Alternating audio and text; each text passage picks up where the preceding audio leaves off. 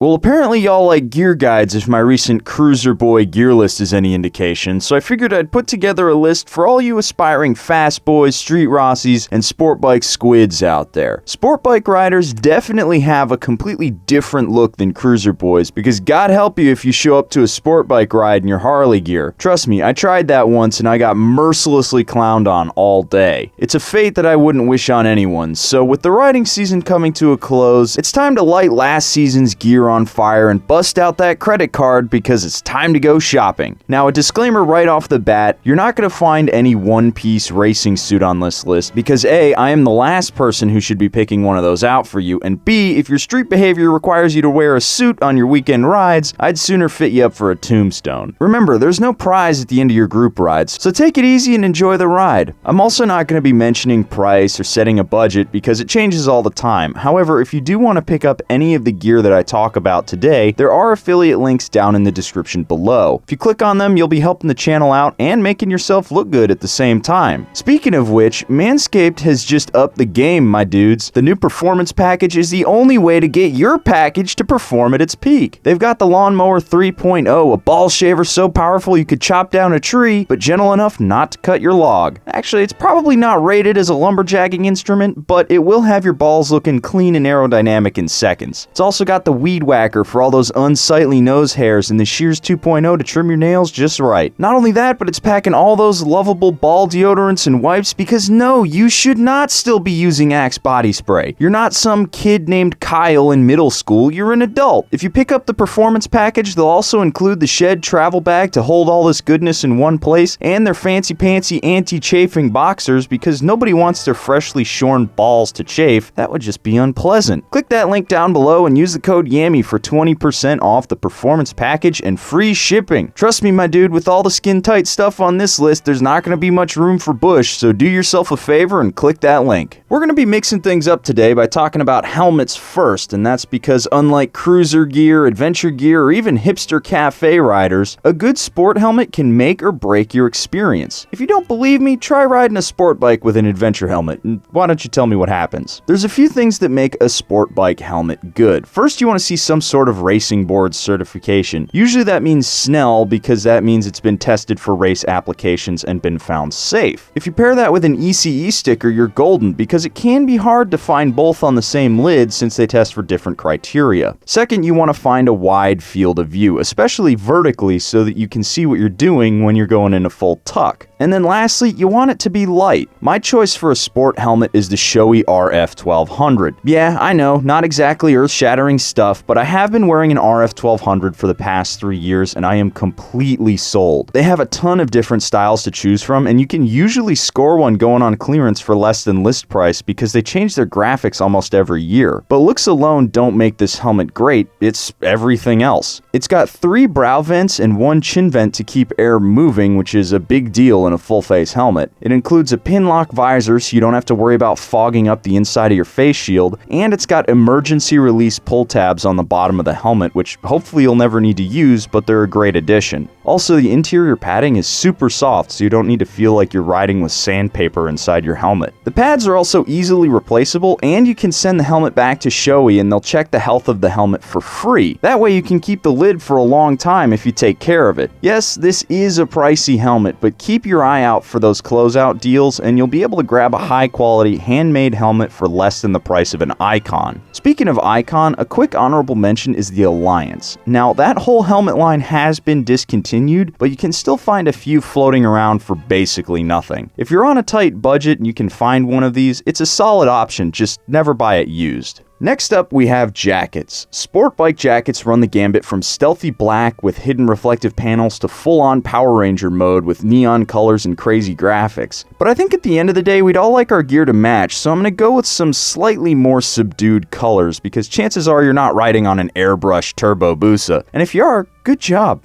That's a real solid beginner bike you got right there. When it comes to a sport jacket, there's only one company I buy from, and that's Dainese. If it doesn't have the demon, I don't want to hear about it. My pick for a warm weather jacket is the Air Chrono 2. Yep, a textile, because as much as you might not want to admit it, your fancy perforated leather jacket is about as breathable as a sausage casing when you're out riding in the summer. The Chrono 2 looks every bit like a sport jacket with aggressive lines, loud branding, but it's the only jacket other than the now discontinued Superleggera that I would consider wearing in a Texas summer. The whole front is a giant mesh panel, ditto for the back, which means that it's going to feel like you're not wearing a jacket at all. The inside and the top of the arms are also mesh with reinforcements in all the right spots, chiefly the elbows and the shoulders. It's got a pretty aggressive pre-curve in the arms, so it's definitely more for your sporty riders and not sport tourers.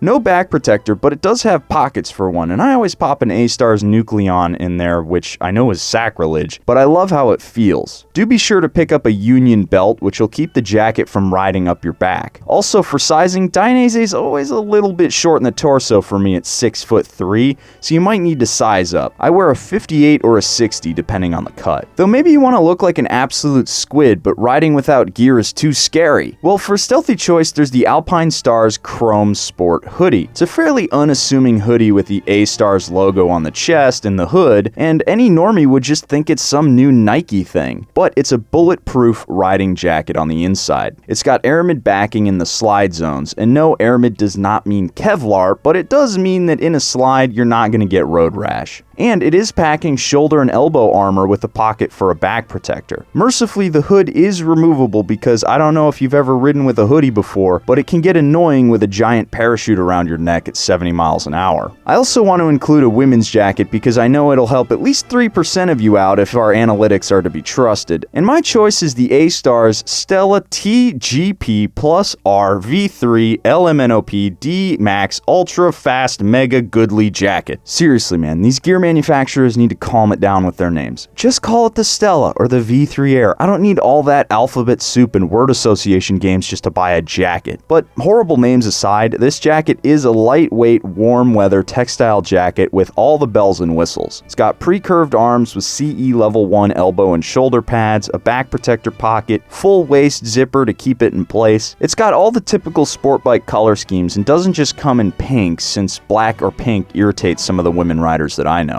Moving on, we have gloves. Now, gloves are almost more important on a sport bike than any other kind of motorcycle, since you really need to have a good feel through the palms in order to know exactly what's going on with your bike. My choice for a good street glove is the Dainese MiG C2. I've owned a pair of these gloves for 2 years, and I rode in them so much that I wore holes through the fingertips. They're super comfortable with a full leather palm and reinforcement on the heel of your hand, but they flow a ton of air thanks to the mesh top. The knuckle armor is split into 2 separate pieces, which means that it can mold to your hand better, and to top it off, the back of the armor is vented so it helps keep you cool. For my money, there's no better glove for street duty, but since I know y'all love a bunch of options to choose from, how about the Revit Fly 3?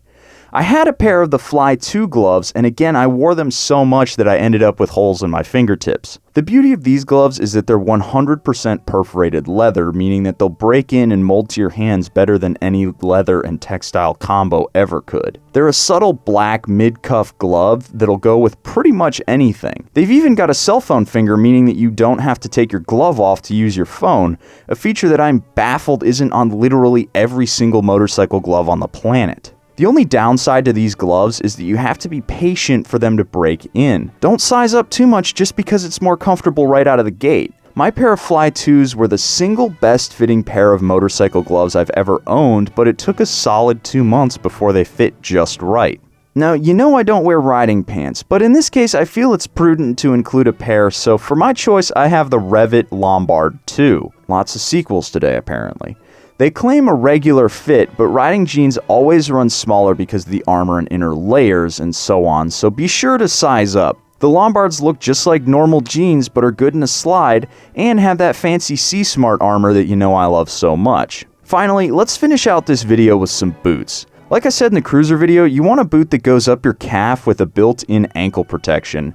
And for my money, there's basically only one boot worth your time, the Alpine Stars SMX-S. There's a ton of variants of this boot that go from the low 200s to the high 300s, but the SMX-S is all that you'll need. But the SMX-X but the SMXS is all that you'll need. It's subtle, can go under or over your pants, features great protection without sacrificing comfort. Yammie actually turned me onto these boots and I love them to bits. My SMX boots have seen thousands of miles and have held up great. They're plenty comfortable to wear all day long, and thanks to the zipper and Velcro, there's nothing to get caught on your shifter. And just like that, you're dressed like a fast boy. It's worth pointing out though that none of this gear is actually gonna make you faster, but hey, if you look fast, maybe that's enough. Oh, hey, you're still here. I can't believe you made it to the end of the video. Not many people do.